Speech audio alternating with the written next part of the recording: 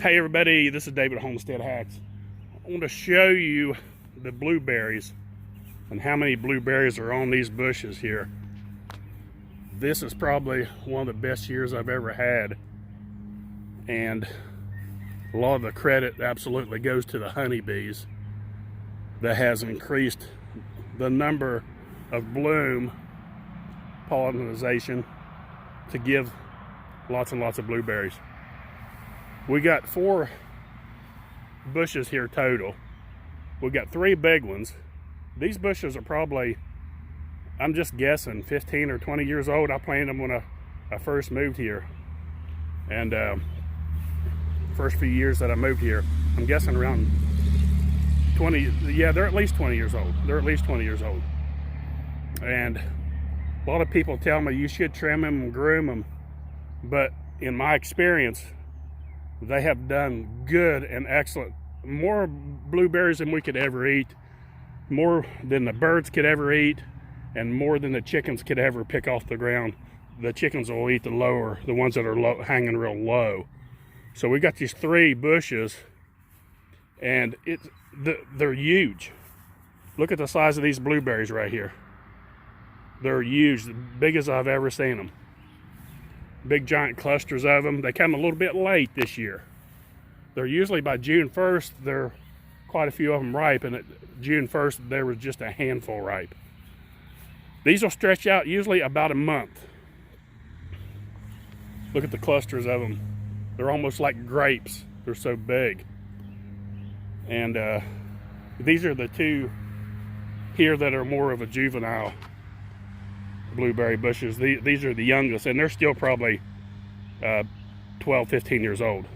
They grow slow, but once you ever get these things established, they'll last you a lifetime. I never ever put fertilizer on these, and have never put pesticides of any kind ever. These are all naturally, if you want to call it organic, which you're not allowed to call something organic unless it's certified organic, which I think is crazy, but that's just how it goes. The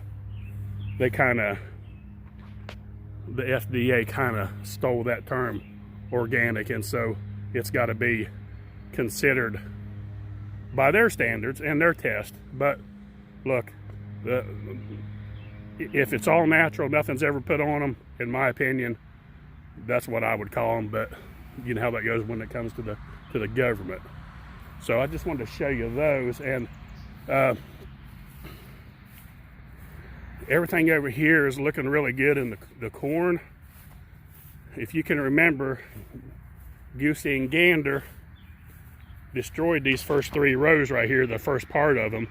So I had to transplant some of this over here that was too thick over to here, and it's doing okay. This is a very short growing. Ambrosia corn is very short growing.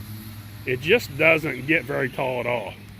We got some corn down there that will probably be ready to pick this week. These first 3 rows won't put out near as much as what these last 3 rows will. And because of the thickness, corn grows better when it's real thick. You can already see it's caught up to it in that middle part, and it's outgrowing it already. The potatoes are done. They've already went through their cycle. They'll remain in the ground, and we'll dig them as we use them, as we need them. The tomatoes look excellent. That right there is the reason I didn't cut that little plant. That's the black locust seedling, so I'm going to dig it up and plant it somewhere. Peppers look excellent. We picked our first squash here yesterday. Cucumbers are looking amazing. I haven't picked any cucumbers yet, but you know how it is when it comes to cucumbers. As soon as they bloom and put off the first little cucumber, they grow really fast. This is going to be a huge bed of cucumbers right here. That's a lot of cucumbers, and of course a lot to give away. Same way with the squash. Down here, if you remember in my previous video, I planted cantaloupe and watermelon. Watermelon down this row here, the outside row, to give it room to grow out into the yard, and cantaloupe down this row. You can see some tomatoes coming on right there. There's some peppers coming on. everything's looking really good. The garden's done amazing this year. I had tilled all this up right before I left to go on vacation, and you can see the morning glories popping up everywhere. So those need taken care of this week, and I'll get on that and get them done. Still haven't decided what we'll do over here. If the weather's permitting and I got time, I still have time to plant me just a little bit of field corn. I want to plant that pencil cob if I can, if I get a chance to, and I get some Indian corn, and I still got my pumpkins to plant. They'll be running behind, but they'll still do okay, provided we get enough rain. So that's about it. I just want to give a little garden update and show you the blueberries. The blueberries are in full swing. Like I said, to give a lot of credit to the bees and the right weather conditions, enough rain. Rain means a lot when it comes to the blueberries, or anything, of course. See the corn here, see how brown it is. Silk, couldn't think of what it's called. So we'll probably be picking some of that this week, and this is what's done excellent here, this corn here. The green beans are looking good on this side of the garden, not so much on the other side of the garden, and there's a reason for that. We backwash our swimming pool, and it contains salt and salt water. And that salt water drains right there, and I didn't realize that when I planted these. So that's why it's stunted down there, because it's actually where we backwash that salt water. So it's stunted the growth down here. So next year I'll cut these rows off here, and I'll depend more of out here for the garden. Elderberries, you remember me planting the elderberries? They're doing really good, growed up.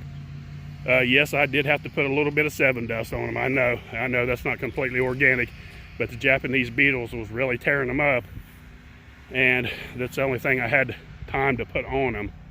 So it's not gonna hurt anything. There's no berries on them. It'll take care of the beetles. Probably just one time's all I have to put it on them. And that's about it. I just wanted to show you a quick update mostly of the blueberries. Right here, this will give us plenty enough for 2 or 3 messes of green beans, more than we'll ever eat, maybe even a few to can. So that's about it, folks. Hey, don't forget, I hope you enjoyed the video of the beach when we was at the state park at Panama City.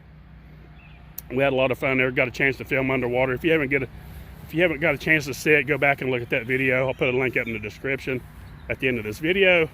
Don't forget, please click on the little bell, like and subscribe. Thanks for watching Homestead Hacks.